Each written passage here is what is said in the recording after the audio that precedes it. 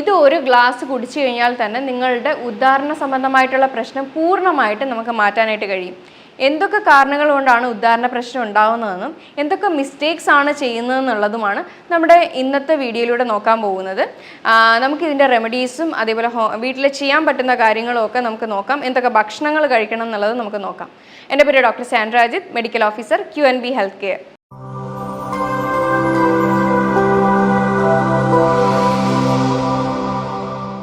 ഒരുപാട് പുരുഷന്മാർ അനുഭവിക്കുന്ന ഒരു പ്രശ്നമാണ് ഉദാഹരണ പ്രശ്നം. ഒന്നെങ്കിൽ ലിംഗം ഉദ്ധരിക്കാത്തതോ അല്ലെങ്കിൽ അതിൻ്റേതായ ഒരു ടൈം കിട്ടാത്തതോ ആണ് ഇതിന് മെയിനായിട്ടും ഉദാഹരണ സംബന്ധമായ പ്രശ്നങ്ങളിൽ വരുന്നത്. ഇത് അവർക്ക് ഫിസിക്കലിയും മെൻ്റലിയും ഒരേപോലെ തന്നെ അഫക്റ്റ് ചെയ്യും. അത് ഫാമിലി ലൈഫിൽ അഫക്റ്റ് ചെയ്യാനും അത് അങ്ങനെയുള്ള കുറേ ബുദ്ധിമുട്ടുകൾ ഉണ്ടാക്കാനും കാരണങ്ങളാകുന്നുണ്ട്. ഇതിൻ്റെ മെയിൻ 2 കാരണങ്ങൾ എന്തൊക്കെ റീസൺസ് ആണെന്ന് വെച്ച് കഴിഞ്ഞാൽ ഒന്ന് ഫിസിക്കലിയും ഒന്ന് സൈക്കോളജിക്കലിയും ആണ്. ഫിസിക്കലി എന്ന് പറയുമ്പോൾ പലതരത്തിലുള്ള ജീവിതശൈലി രോഗങ്ങൾ കാരണം ഉദാഹരണ സംബന്ധമായിട്ടുള്ള പ്രശ്നങ്ങൾ കണ്ടുവരുന്നുണ്ട്. അതായത് ഡയബറ്റിക്, കൊളസ്ട്രോള്, യൂറിക് ആസിഡിൻ്റെ പ്രശ്നം, ക്രിയാറ്റിൻ്റെ പ്രശ്നം, തൈറോയിഡ്, ഒബീസിറ്റി, അമിതവണ്ണം, ഇങ്ങനെയുള്ള കാര്യങ്ങളിൽ പറയുന്ന ഉദാഹരണ സംബന്ധമായിട്ടുള്ള പ്രശ്നങ്ങൾ കണ്ടുവരുന്നുണ്ട്.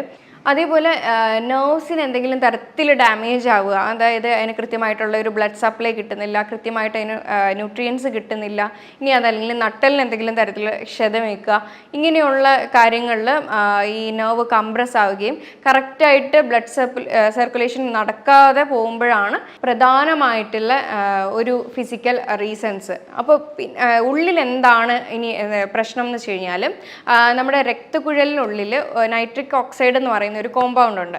ഈ കോമ്പൗണ്ടാണ് രക്തക്കുഴലുകൾ പെട്ടെന്ന് വികസിച്ച് ഇറക്ഷൻ ഉണ്ടാക്കാൻ ഹെൽപ്പ് ചെയ്യുന്നത്.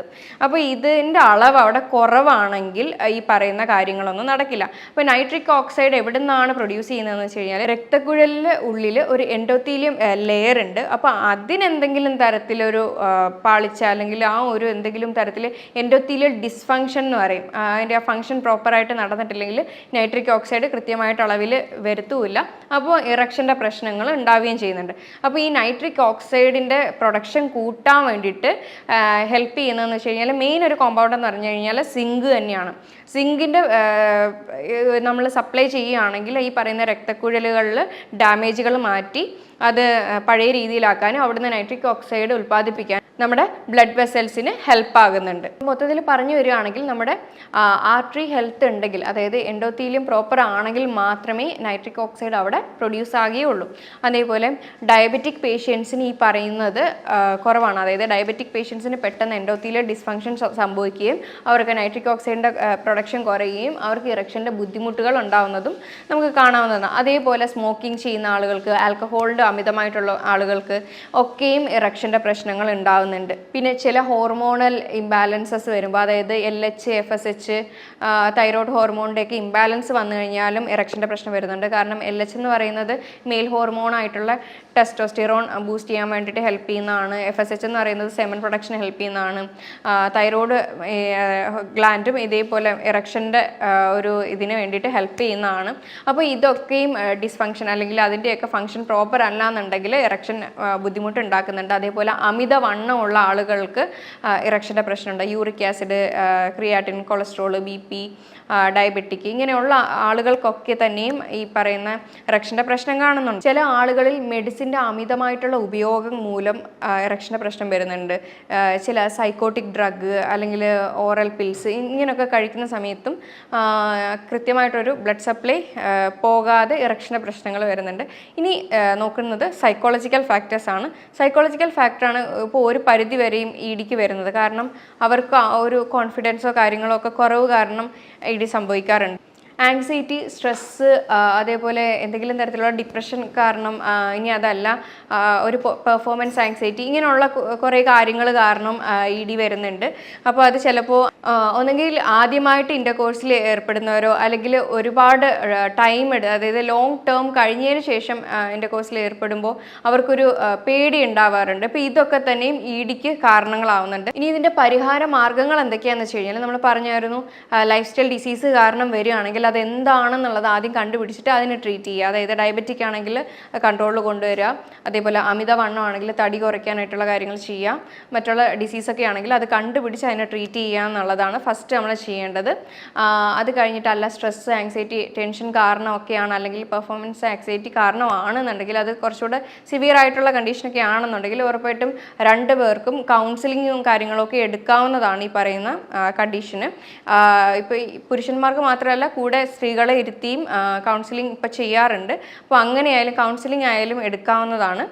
അപ്പോൾ ഇങ്ങനെയുള്ള കണ്ടീഷനൊക്കെ ഓൺലൈൻ കൺസൾട്ടേഷൻസും ഒക്കെ അവൈലബിൾ ആണ്. അപ്പോൾ താഴെ തന്നിരിക്കുന്ന നമ്പറിൽ കോൺടാക്റ്റ് ചെയ്യാവുന്നതാണ്. അതേപോലെ എന്തെങ്കിലും തരത്തിലുള്ള ഫിനാൻഷ്യൽ അല്ലെങ്കിൽ വർക്ക് സ്ട്രെസ്സും കാര്യങ്ങളൊക്കെ ആണെങ്കിൽ അത് സ്ട്രെസ്സ് കുറയ്ക്കാനായിട്ടുള്ള കാര്യങ്ങൾ ചെയ്യുക. യോഗ, മെഡിറ്റേഷൻ പോലെയുള്ള കാര്യങ്ങൾ ചെയ്യുക, ബ്രീത്തിങ് എക്സസൈസ് ചെയ്യുക, പിന്നെ മൈൻഡ് റിലാക്സ് ആവുന്ന രീതിയിലുള്ള എക്സസൈസും കാര്യങ്ങൾ, അല്ലെങ്കിൽ മ്യൂസിക് തെറാപ്പി അങ്ങനെയുള്ള കാര്യങ്ങളൊക്കെ ചെയ്യാവുന്നതാണ്. പിന്നെ അക്യുപങ്ക്ചർ ഇതിൽ നല്ലൊരു ബെസ്റ്റ് ഒരു റെമഡിയാണ്. ഇത്ര ഒരു സെഷൻ എടുക്കുമ്പോഴത്തേക്കും ഇടിക്ക് നല്ലൊരു റിസൾട്ട് കണ്ടുവരുന്നുണ്ട്. അപ്പോൾ ഇതിൻ്റെയൊക്കെ ഡയറ്റ് നോക്കുകയാണെങ്കിൽ നമുക്ക് പ്രധാനമായിട്ടും കഴിക്കേണ്ടതെന്ന് വെച്ച് കഴിഞ്ഞാൽ വാട്ടർ കണ്ടൻറ്റ് ധാരാളമായിട്ട് അടങ്ങി ഫ്രൂട്ട്സും വെജിറ്റബിൾസും തന്നെയാണ്. അതായത് കുക്കുംബർ, ക്യാരറ്റ്, കക്കിരി, ബോട്ടിൽ ഗാർഡ്, സ്നേക്ക് ഗാർഡ്, ഇതൊക്കെ തന്നെയും കഴിക്കാം. വാട്ടർമെലൺ, അതേപോലെ പൊമഗ്രാനൈറ്റ്, ഡാർക്ക് ചോക്ലേറ്റ്, ഇതിന് ഏറ്റവും ബെറ്റർ ആയിട്ടുള്ള കുറച്ച് ഭക്ഷണങ്ങളാണ്. പിന്നെ ബനാന, ഓട്സ്, ഇതൊക്കെ തന്നെയും നല്ലതാണ് ഈ പറയുന്ന ഉദാഹരണ സംബന്ധമായിട്ടുള്ള പ്രശ്നങ്ങൾക്ക്. നമ്മൾ ഡയറ്റിൽ നോക്കുകയാണെങ്കിൽ നൈട്രിക് ഓക്സൈഡ് റിച്ച് ആയിട്ടുള്ള ഭക്ഷണങ്ങൾ കൂടുതൽ എടുക്കുക എന്നുള്ളതാണ്. അതായത് ലീഫി ഗ്രീൻസ് എടുക്കുക, അതായത് പച്ച കറികളാണ്. ഇത് കൂടുതലും ഇലവർഗ്ഗങ്ങളിൽ പെട്ട പയറിൻ്റെ ഇല, മുരിങ്ങയില, ചീരയില, ഇതൊക്കെ തന്നെയും ധാരാളമായിട്ട് ഭക്ഷണത്തിൽ ഉൾപ്പെടുത്തുക. Dark chocolate, garlic, watermelon, pumpkin seed, walnut, ഇതൊക്കെ ധാരാളമായിട്ടും നമ്മുടെ ഭക്ഷണത്തിൽ ഉൾപ്പെടുത്താൻ നോക്കുക. അതേപോലെ സിങ്കിൻ്റെ ഏറ്റവും കൂടുതലും ബെസ്റ്റ് സോഴ്സ് എന്ന് പറയുന്നത് തന്നെ ഓയസ്റ്റേഴ്സ് ആണ്, അതായത് കല്ലുമ്മക്കായി എന്ന് പറയും. അപ്പോൾ ഇതൊക്കെ തന്നെയും ധാരാളമായിട്ട് ഭക്ഷണത്തിൽ ഉൾപ്പെടുത്താനായിട്ട് ശ്രദ്ധിക്കുക. പിന്നെ എക്സസൈസിൻ്റെ കാര്യം പറയുകയാണെങ്കിൽ കീഗൽ എക്സർസൈസ് പ്രാക്ടീസ് ചെയ്യുന്നത് നല്ലതാണ്. അതായത് പെൽവിക് സ്ട്രെങ്തനിങ് ആയിട്ടുള്ള കീഗൽ എക്സസൈസ് ദിവസവും പ്രാക്ടീസ് ചെയ്യുമ്പോഴത്തേക്കും അവിടുത്തെ മസിൽസ്, നെർവ്സും ഒക്കെ സ്ട്രെങ്തൻ ആവുകയും ഉദാഹരണത്തിൻ്റെ പ്രശ്നങ്ങളുള്ളവരാണെങ്കിൽ അവർക്കത് ബാലൻസ് ചെയ്യുക, അതായത് മാറാനായിട്ടായാലും ഇത് നല്ലൊരു റെമഡിയാണ്. പിന്നെ കഴിക്കാൻ പറ്റുന്ന കുറച്ച് ജ്യൂസ് ഐറ്റംസ് നോക്കുകയാണെങ്കിൽ ആഷ്കോഡിൻ്റെ കൂടെ ലെമണും ജിഞ്ചറും കൂടെ ആഡ് ചെയ്തിട്ട് അത് രാവിലെ കഴിക്കാവുന്നതാണ്. ഈവനിങ് വന്നിട്ട് വാട്ടർമെലൻ്റെ വൈറ്റ് പോർഷനോടുകൂടി ഉൾപ്പെടുത്തി അതിനകത്ത് ലെമണും ജിഞ്ചറും കൂടെ ആഡ് ചെയ്തിട്ട് കഴിക്കാവുന്നതാണ്. ഇതൊരു വയഗ്രൽ എഫക്റ്റ് ആണ് സാധാരണ തരുന്നത്. അതുപോലെ തന്നെ ചൂട് പാലിൽ ജാതിക്കേൻ്റെ പൊടി തിളപ്പിച്ചിട്ട് അതും കുടിക്കാവുന്നതാണ്. ഇതൊക്കെ ഒരു നാച്ചുറൽ വയഗ്രൽ എഫക്റ്റ് തരുന്ന ഭക്ഷണങ്ങളാണ്. പിന്നെ ഒരു ജ്യൂസാണ് ബീട്രൂട്ട്, സെലറിയുടെ റൂട്ട്, അതേപോലെ വാട്ടർമെലൺ, ഇത് മൂന്നും കൂടെ എടുത്തിട്ട് നന്നായിട്ട് ബ്ലെൻഡ് ചെയ്തിട്ട് ഇത് ജ്യൂസാക്കി ഇതും കുടിക്കാവുന്നതാണ്. അപ്പോൾ ഇത്രയൊക്കെ ചെയ്ത് കഴിഞ്ഞാൽ തന്നെ ഒരു പരിധി വരെയുള്ള ബുദ്ധിമുട്ടുകൾ നമുക്ക് കുറയ്ക്കാനും അതേപോലെ ഇത് ഉദാഹരണത്തിന് ഒരുപാട് രീതിയിൽ ഹെൽപ്പ് ചെയ്യുന്നുമുണ്ട്. മറ്റുള്ള എന്തെങ്കിലും സൈക്കോളജിക്കൽ പ്രശ്നമാണ്, അതല്ലെങ്കിൽ എന്തെങ്കിലും തരത്തിൽ കൗൺസിലിംഗ് വേണ്ടുന്ന ഒരു ഇഷ്യൂ ആണെങ്കിൽ ഉറപ്പായിട്ടൊരു കൗൺസിലിംഗ് എടുത്തു കഴിയുമ്പോൾ തന്നെ ആ ഒരു ബുദ്ധിമുട്ടുകളും മാറുന്നതാണ്. അപ്പം ഞാൻ ഈ പറഞ്ഞ കാര്യങ്ങളിൽ എന്തെങ്കിലും ഡൗട്ട് ഉണ്ടെങ്കിൽ താഴെ തന്നിരിക്കുന്ന നമ്പറിൽ കോൺടാക്ട് ചെയ്യാവുന്നതാണ്. ഈ മറ്റൊരു ഹെൽത്ത് ടോപ്പിക്കുമായിട്ട് വീണ്ടും കാണാം. Thank you.